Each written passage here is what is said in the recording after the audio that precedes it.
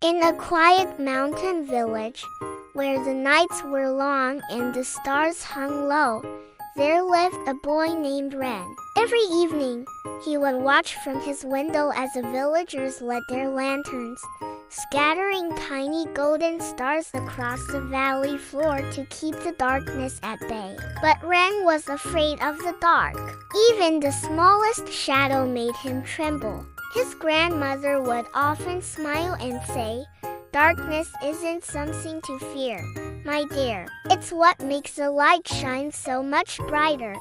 One winter evening, a great storm swept through the mountains. The wind howled and the rain poured down, extinguishing every single lantern in the village. A deep silence and an even deeper darkness fell over the valley. "Grandmother," Ren whispered, his voice trembling, "the light is gone." She touched his shoulder gently. "Then perhaps it's time for you to bring it back." Ren shook his head. "I can't. I'm too scared."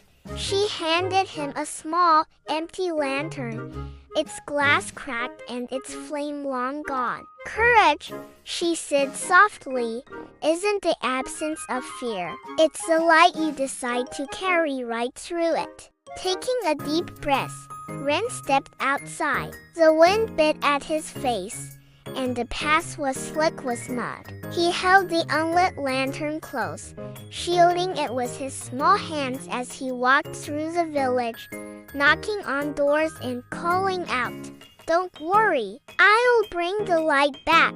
At the edge of the forest stood the great lantern, the one that normally lit the entire valley.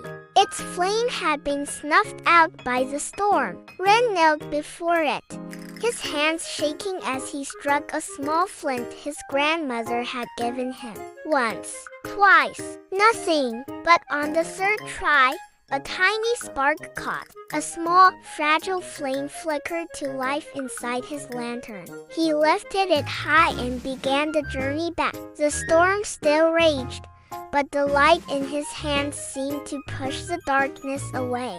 When the villagers saw him returning, a small beacon of hope in the night, they rushed out to light their own lanterns from his flame. One by one, the valley filled with light again. As the storm faded, leaving the sky clear and full of stars, Ren looked at his little lantern, still glowing softly. His grandmother smiled. "You see, my brave boy, the smallest light can lead so many home." From that night on, the villagers called it the Courage Lantern. It stayed in the town square, its flame never fading, passed from one generation to the next. And whenever a child felt afraid of the dark, someone would whisper, "Remember Ren, the boy who carried the light through the storm."